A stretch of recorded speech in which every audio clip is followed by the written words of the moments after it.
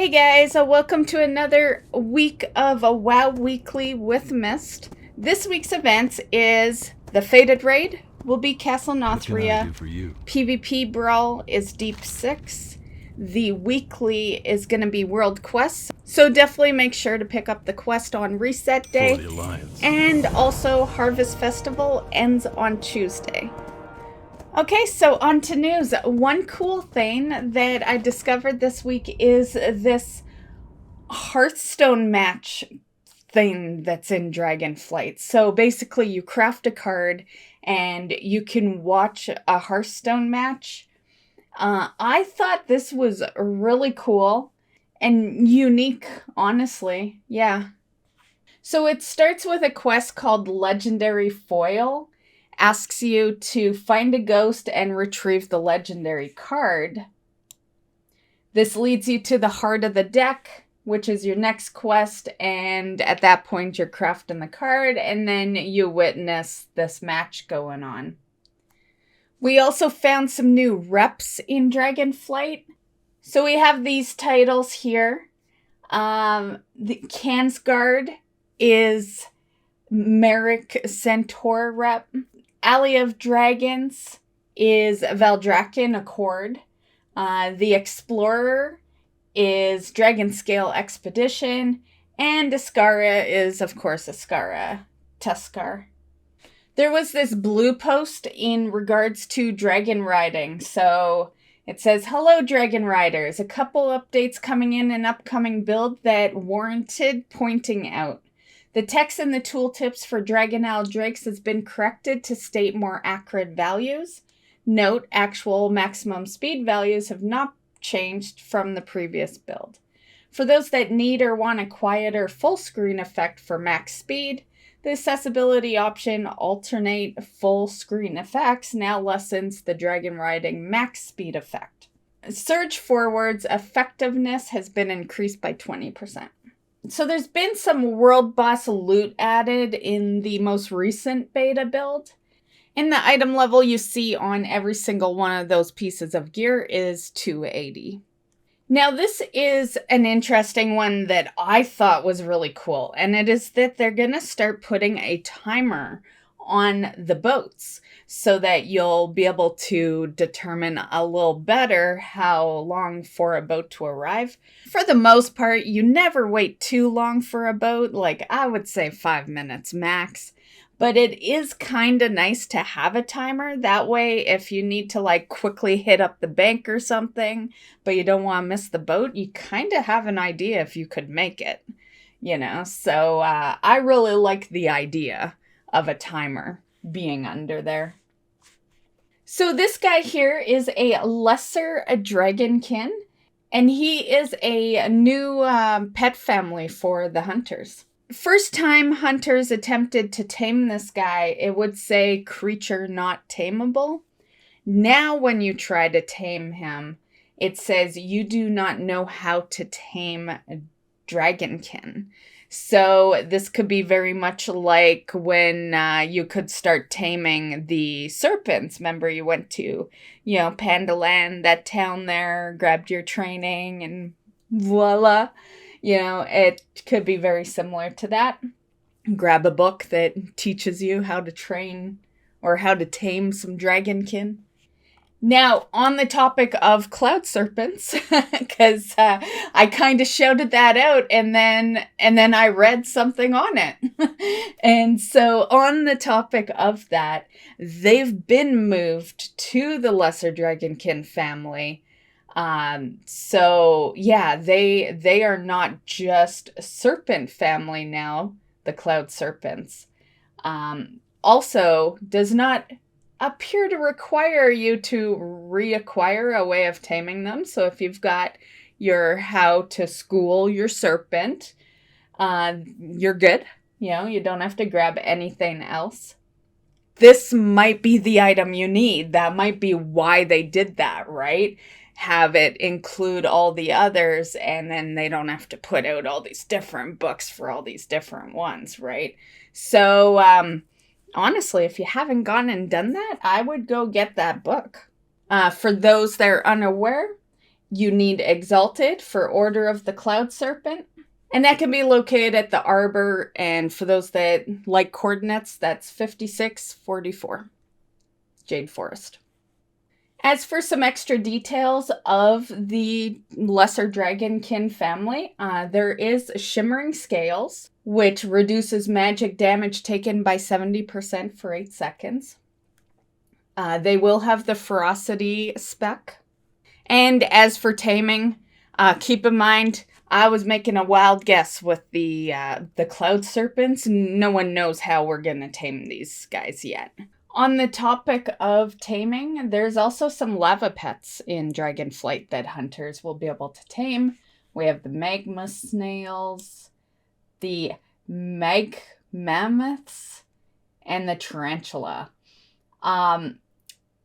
Would I tame the snail? Probably not. I'm not a big snail person. Like, I don't even use the snail mount we have. But the mag mammoths and the tarantula totally would tame that. Yeah, those are so cool looking. Yeah.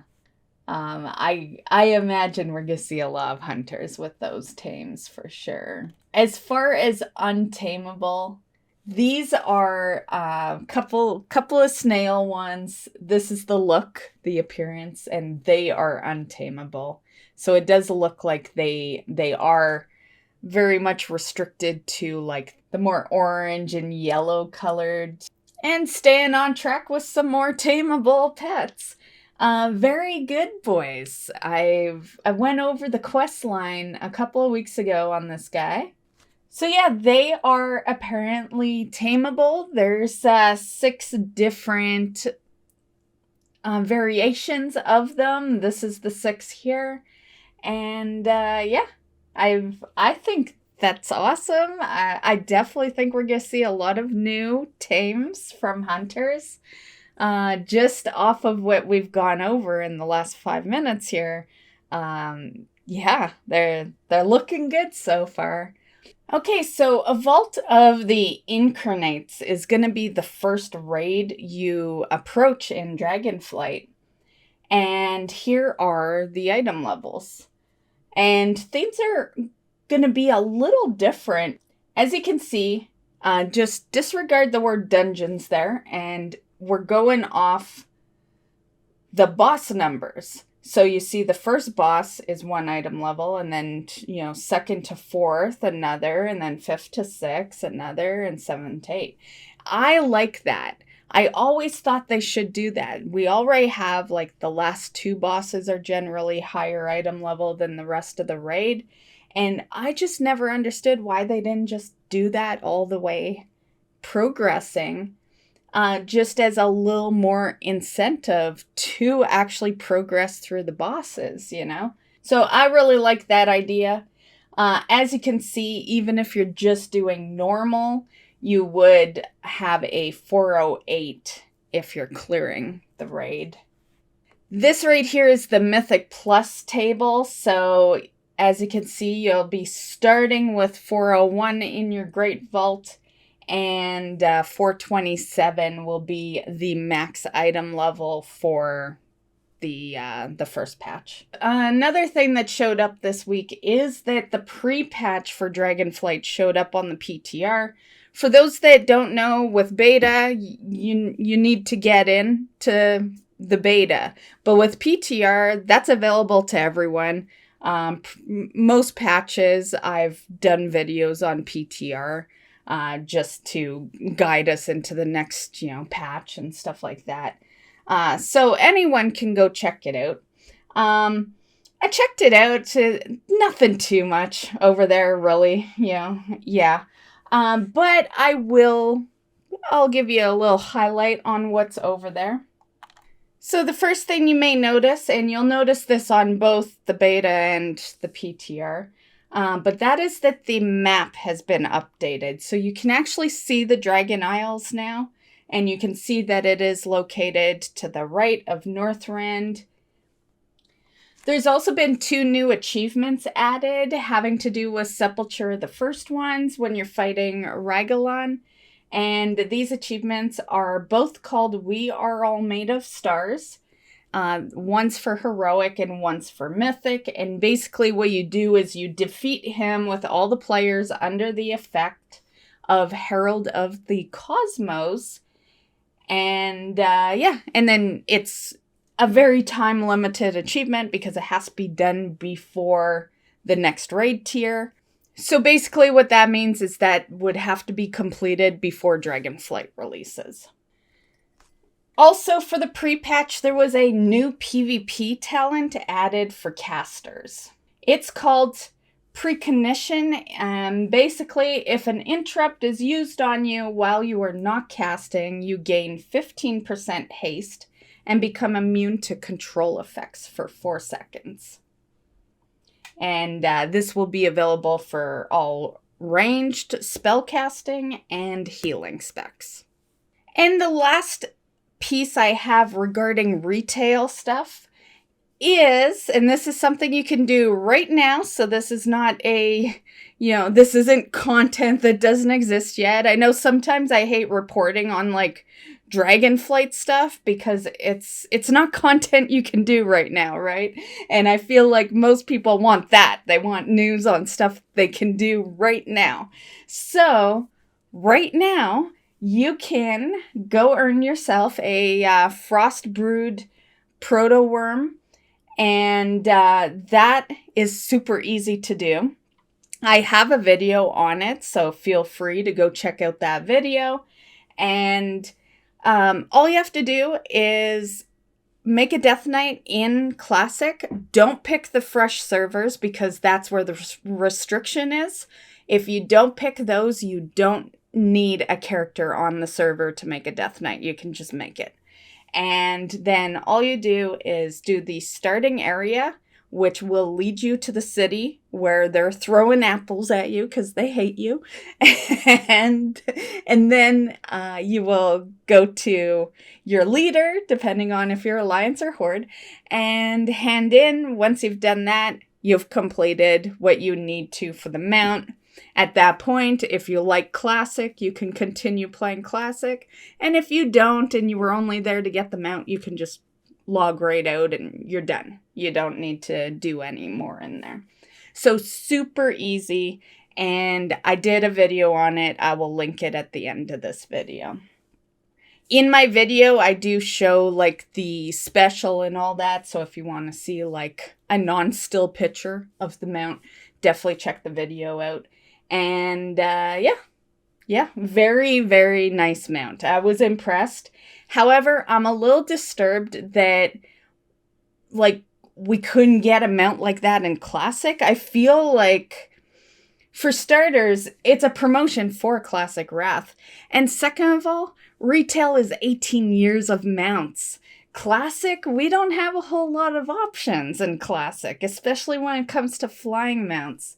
I was really disturbed to not see something, in there. I've never understood why a promotion gets you something in another game, like not the one that you're currently in, Don't get me wrong, I play both Classic and retail, but it just would have seemed a little more fitting to like make it be in both, like rather than just retail, like allow it in both copies. I'm happy to have it in retail, but I have lots of beautiful mounts in retail. I don't have lots of beautiful mounts in Classic, so yeah.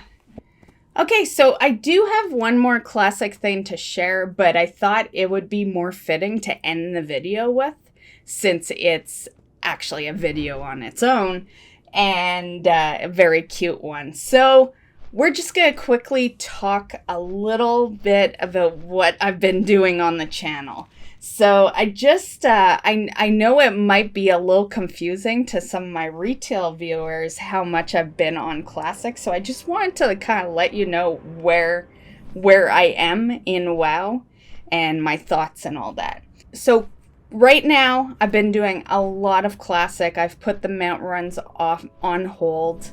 Honestly, I needed a break anyway from mount runs. I run them every week, years on end, You know, like, yeah, I could use a break.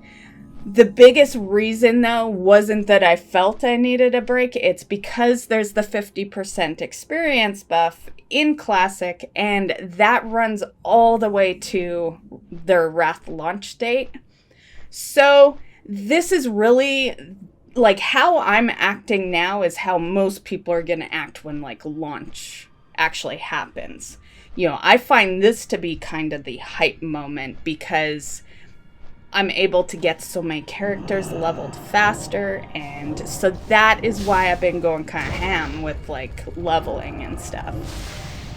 When Wrath launches, I'll of course level, but I'll have so much more time, right? I won't be on a time crunch, you know, I'll probably do like 1 week of hype leveling, and then we'll like casually finish it off, you know, but for the most part, it's, I would say, like, bank on all of this month more or less being Classic.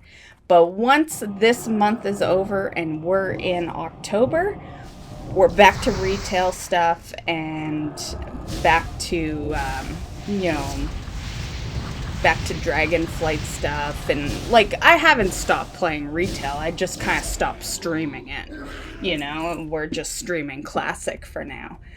But I just wanted to let you guys know it's just temporary. You know, I'm just trying to catch up some characters, and then, you know, we'll be back to the weekly mount runs.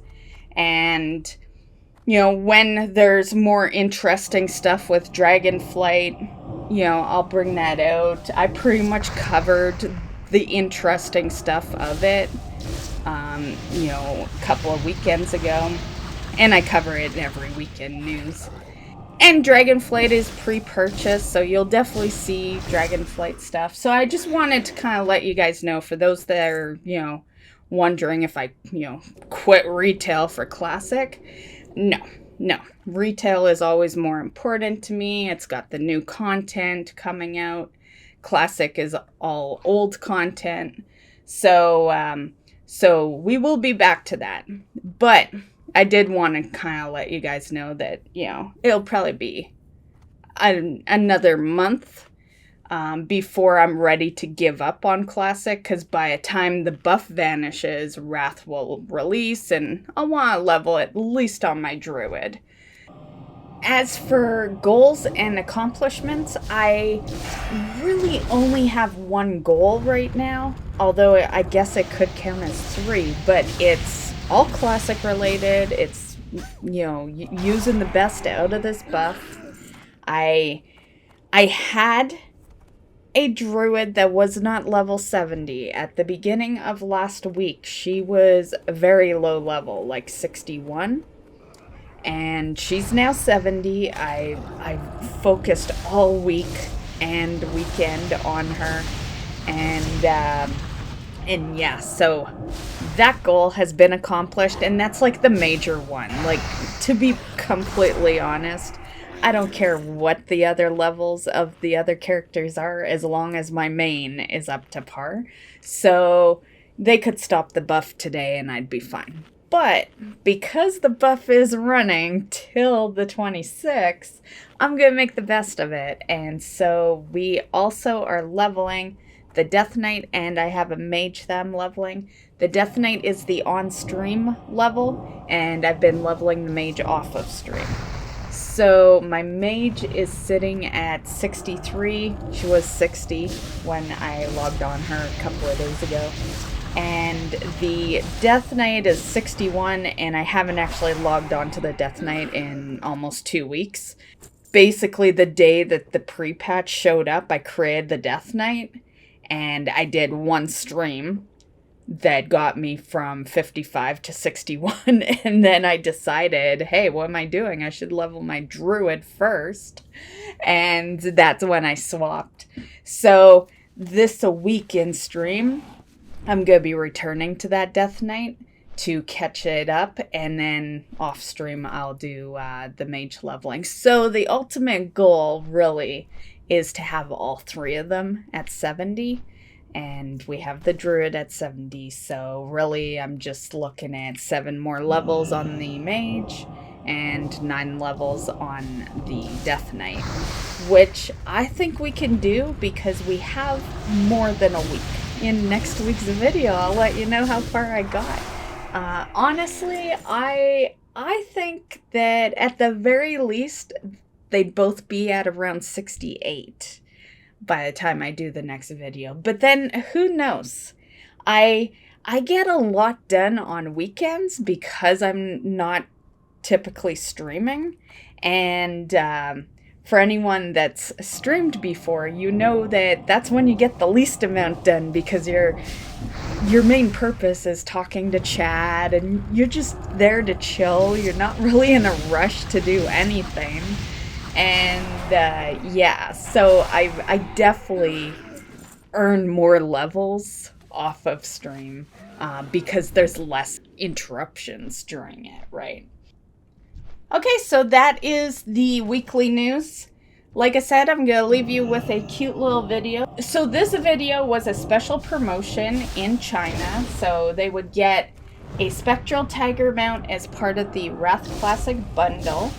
And the video has some parodies and also features Mr. Bigglesworth. And I thought it was the most adorable video I've seen as far as a WoW goes. You know, we get a lot of great WoW cinematics and stuff, but I wouldn't say they're adorable. You know, they're just good. They're good action-packed cinematics. This one definitely was more on the cute side. Yeah, so I'm gonna leave you with that. I hope you enjoyed this week's news, and we will see you in the next one. Bye, guys.